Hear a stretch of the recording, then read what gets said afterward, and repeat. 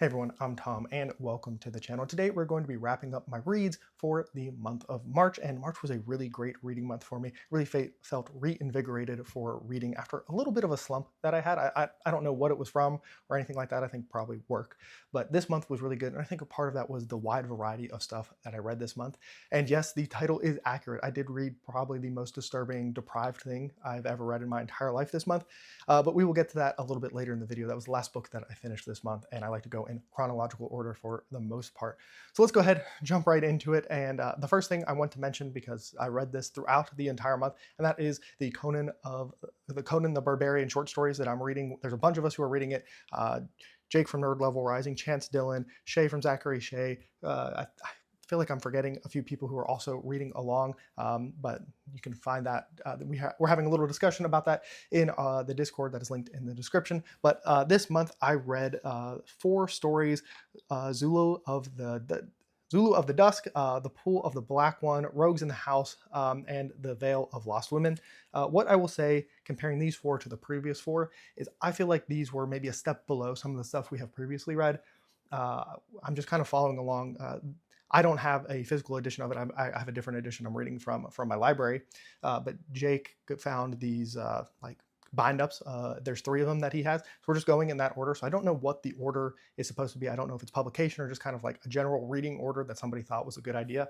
And these ones all just kind of felt like a tick lower. And I don't know if part of that is reading them, we're only reading one a week, but just getting more and more familiar with it. When some of the similar tropes and themes and stuff are kind of brought up again, they don't hit as well in all of the stories.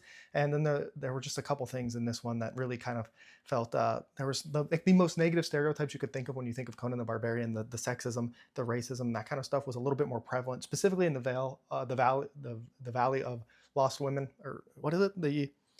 The Veil of Lost Women. That one in particular was pretty rough.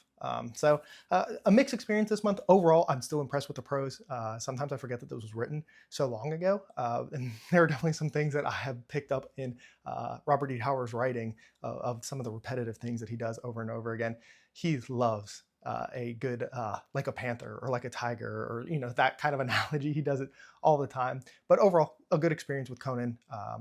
But these last 4 just weren't as strong as the previous 4, for sure. At least for me. I don't know. I don't want to speak for everybody else, but I think if I had to guess, we had similar vibes in the discussions that we had in the Discord. But that will then bring us to the first novel that I finished this month, and that is Onyx Storm by Rebecca Yarros, book 3 in the Empyrean cycle. And I say it every time my fiance and I have read these books together, is I end up having like a better time than I always think I'm going to. This one in particular, the world expanded and we got some stuff, and I know some people don't like this one as much, but for me, this is my favorite one so far. So once again, this is a series where each book is getting better as we go in. There's still definitely things about it that like drive me crazy. Some of the character stuff and the romance, smutty, spicy stuff is just like not, to me, well done. And my fiance says the same thing, that she doesn't really like the way that it's done in these books, which is fine. I know a lot of people really love it, but yeah, just the expanded world building and all of that was really good in this one. And just, I don't know, just kind of felt like the game changed a little bit in Onyx Storm compared to some of the previous ones. And I'm looking forward to the next book, which I think, I mean, is not something I ever thought I would say, is that like when the 4th one comes out, we'll probably read it like right as it releases, because why not? At this point, we're invested enough into the series. I think she actually only gave this one a 2-star and I gave it a 3. So apparently I like it more than her, which once again, not something I really ever expected. We did do a full, I don't know, I think it was like almost a 50-minute long video, full of spoiler talks. I know the people who have read the series really enjoy those videos, and we have a lot of fun making it because we don't really talk about it until we make that video. So that's where a lot of our thoughts and stuff come out of. And I feel like I had so much to say on Onyx Storm compared to some of the previous ones that we just kind of went and went. So if you want more from it, you can check it out. There's a little bit of a non-spoiler section if you want to see some of that. I kind of reiterated that here, but if you don't care about spoilers or anything, or if you've read it, I think it's a fun video to go watch and see our predictions and all of that stuff as we go through it. Next up, we changed genres again and went to sci-fi, and I finished Red Rising. Starting this, my hope is that Red God comes out later this year, and I can kind of like be caught up as that book comes out. I did that with Sun Eater, and it was a fantastic experience. I had so much. It was so nice to not have to wait and get to go through. I'm going to be starting Golden Sun in April. You can check out my TBR video if you want to see everything I'm reading. Now, how did I feel about this book? I also gave this one a 3-star. So Onyx Storm and Red Rising both got a 3-star for me. This one kind of felt like a book where I was putting in my dues. That's like a common saying in a lot of places where it's like you have to do something that, you know, like it's fine, it's whatever. It's maybe not the best thing ever, but you have to do this thing to get to the point that you want to be at, or the thing you're striving for and everything. And this book definitely felt like, okay, we needed to know why the main character feels the way we do. We needed a basic understanding of like the world and the plot and all of that. And all of that's introduced. To me, the first half of the schooling section is what I'll call it, to try to stay as spoiler free as possible, did drag for me at some points. There were some points where I was like, oh, can we just get through this and be done and get to what I think is going to be the more exciting stuff? Just some things that people have told me that go on later in the series, and it becomes much more galactic political space opera kind of thing compared to this much more self-contained book. I really was like, oh, can we just like get through this? I will say the second half of that school arc, I think, worked a little bit better for me. I was much more engaged. I think maybe it just kind of took me a little bit to warm up to some of the characters and just like get a little bit more immersed. But to me, this book felt like a mess at times, which is an interesting thing. Sometimes things just felt so contrived, or like they just needed to happen for the plot, or just, I don't know, there was just a lot that felt messy. And that isn't even necessarily a bad thing, because I still had like a good enough time with it. But sometimes it just felt like it was kind of all over the place. I didn't really know what it wanted to do and be. And there was just like some weirdness that was going on in here. And I think some of that's tried to be explained away by the setting itself. And like, it kind of is. And so it was just kind of constantly, I kind of felt like, man, everyone says it gets so much better from here. And it's like I said, didn't think this was a bad book necessarily. I enjoyed it. I had a good time with it, but it was just like, it's like the whole time I was like, I can see what's happening like just over this hill. And I just wish I was there already. It almost felt like when you're like driving somewhere far away, and that last 30 minutes can feel like longer than the rest of the drive, because you're almost there. You know, you're getting to like where you want to be, or to the good stuff. And this whole time I was like, oh my gosh.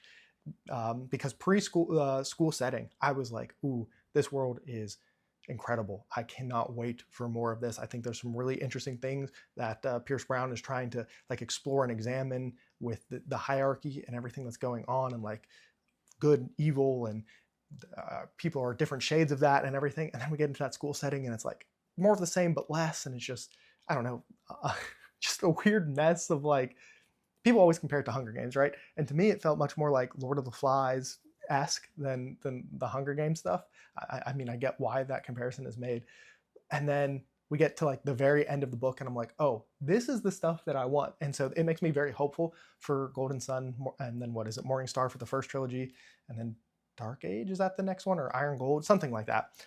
Those, I'm like, okay, I think we're going to get to things that I really, really like, and this will just be, it was a fine book, but I'll look back at this one and just be like, okay, this set up some really crazy things about like the culture of the Reds, but like it's going to get blown away by stuff that is to come. At least I hope so. I hope this isn't the peak, because for me, if this is the peak, I don't understand what people are talking about. But that is not what I think is going to happen. So that was a long way of saying Red Rising was a fine book. I had a good time with it, but I'm so excited to move on and continue on with the series and see what Pierce Brown builds up, because I think it's going to be something that is super, super interesting.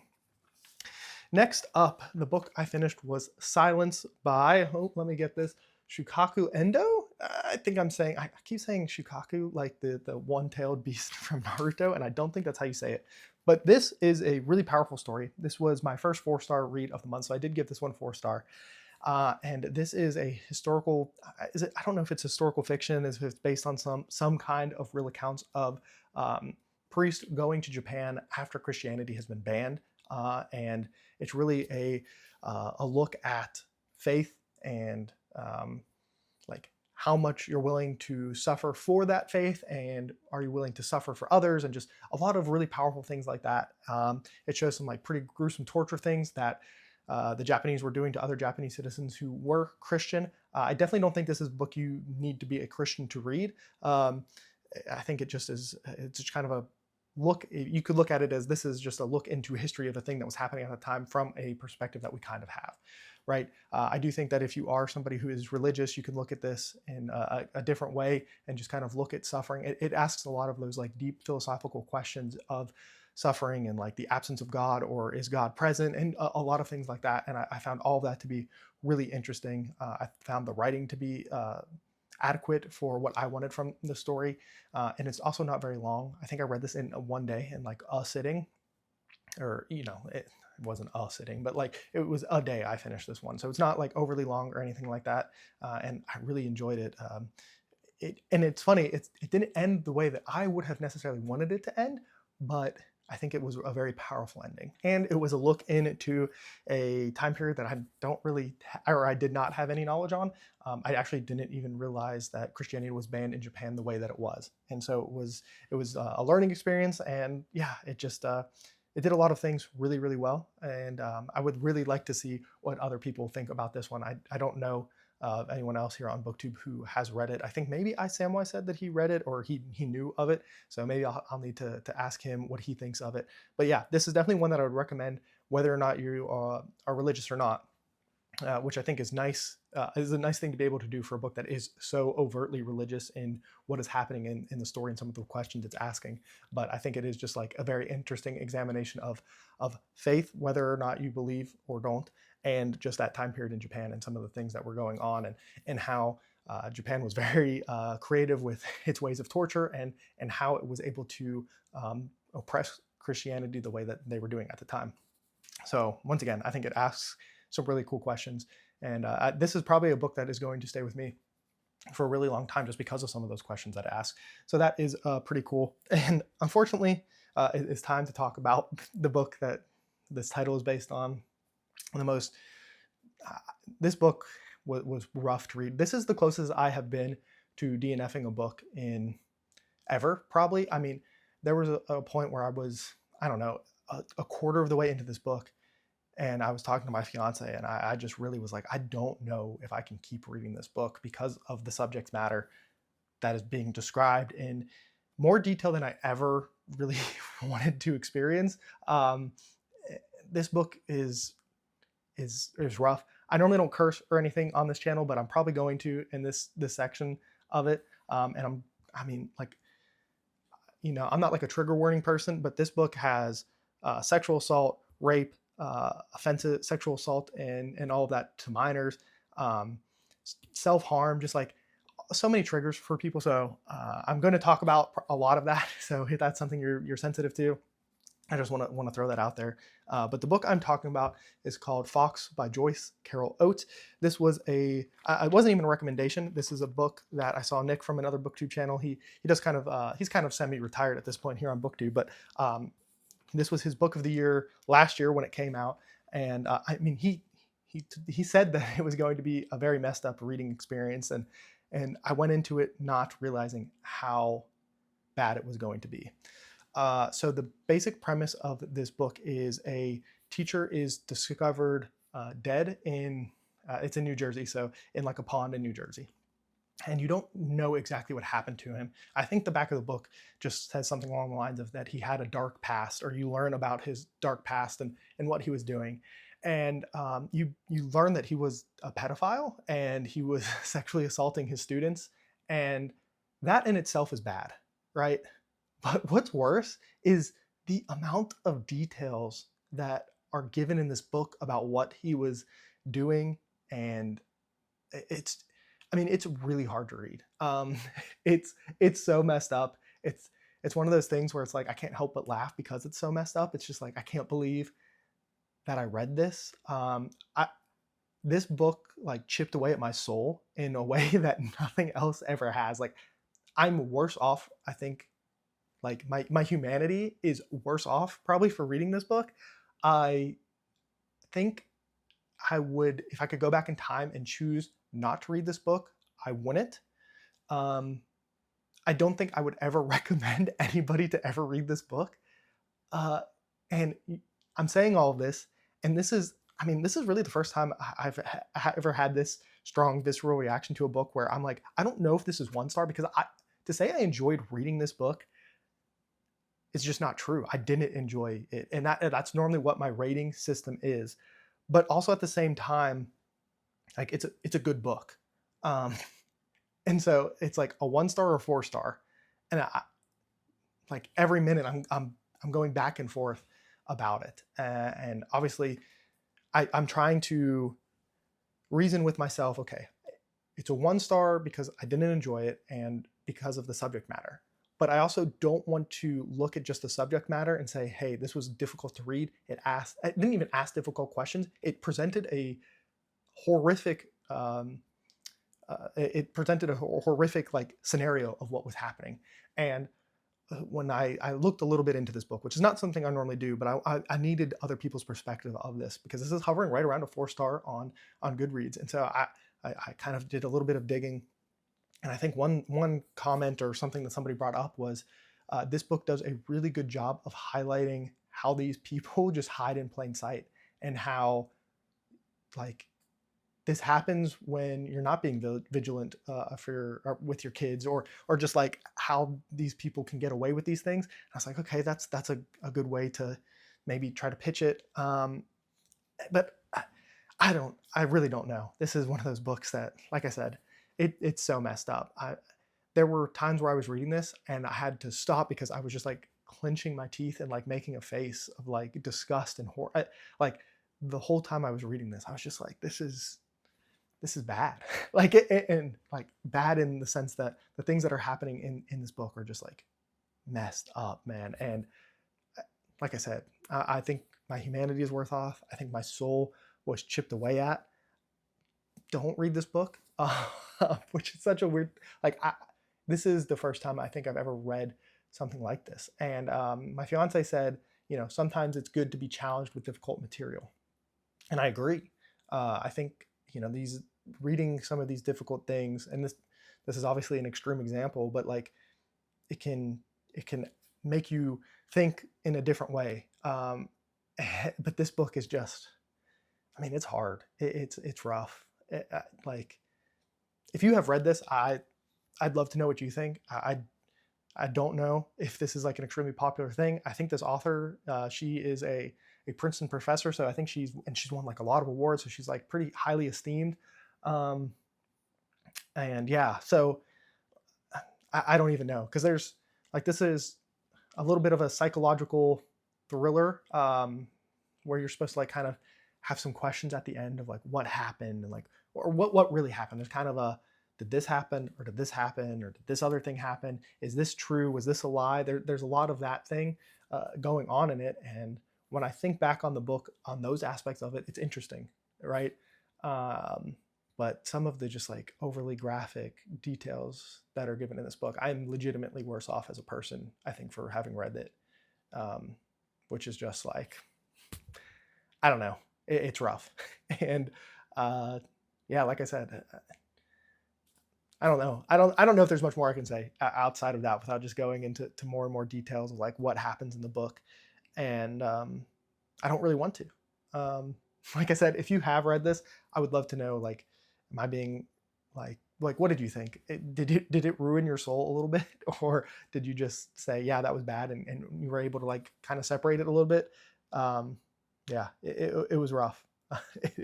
It was a very rough read. And unfortunately, like I said, it's gonna probably stick with me forever because of that, which isn't really what I want, but I don't think I have a choice anymore. So that is going to be enough about that. Yeah, so much just messed up stuff. Like I said, if you want to talk about it a little bit, you can hit me up on Discord or in the comments, and we can a little bit. But that was a really rough book. So yeah, and then just to top off my reading, the only thing I read was, I am a little ways into Trader's Knot by Jenny Wirtz. book 7 in the Wars of Light and Shadow, book 4 in the Alliance of Light arc in there. And my original plan was always just to start this in March and finish it up in April. So I always kind of knew that was going to be what happened. The only other reading I did was on the comics and manga front, and that was I finally finished the second compendium of Invincible, which was, I mean, those are like 1,000 long pages of comics. So definitely a monster read. It was really, really good. I think I'm going to probably try to finish the third compendium before I watch the show, which I think is airing now. So I think I'm ahead of where the comics are going, or where the TV show is going to go for this season. But at this point, I kind of just want to finish the comic and then enjoy the TV show, because there are differences and stuff, which I do like to see. But it's kind of fun to like experience them both in their own way. And then lastly, I'll just quickly mention some of the other stuff that I got into over this month, mostly on the what I watched front. So I've been watching The Pitt. Amazing show. If you haven't watched The Pitt, you should binge. You're going to be able to like binge the first 2 seasons, which I'm actually very jealous of. I binged the first season of it in like a day and a half, which is like 15 hours. I destroyed my sleep schedule when that was coming out, and so being week to week for season 2 has been rough, because I just don't want to stop watching it when it's on. Celebrity Jeopardy is back on, so we have been watching that. We always love a good Jeopardy special tournament. We also did, we got a new TV downstairs, and so we did a double feature. We each watched each other's favorite movie, my fiance and I. So I watched Little Women from 2019, and I was actually blown away. That movie was so good, it actually kind of makes me want to read the book. I didn't really, it's not that I didn't expect to like it, but I liked it so much more than I thought I was going to, and had a really good time with it. And then my favorite movie of all time is Pacific Rim. So just getting to watch giant robots fight giant monsters on my new big TV was awesome. So yeah, that was basically my month. I don't think I'm forgetting anything. I'll be honest. After talking about Fox, it's that's just such a rough one. Anytime I like think about it a little bit too much, I just get sad, because that book, I mean, like, it scarred me. I'm gonna go down this rabbit hole again. So yeah, that is going to be my month of March. If you want to see what I'm planning on doing in April, you can check out my TBR. As always, the Discord that I'm a part of with a bunch of other creators is linked in the description. You can leave a comment and I will get back to you at some point. But that is going to be all for me. I hope you had a great March, and remember to read what you want when you want.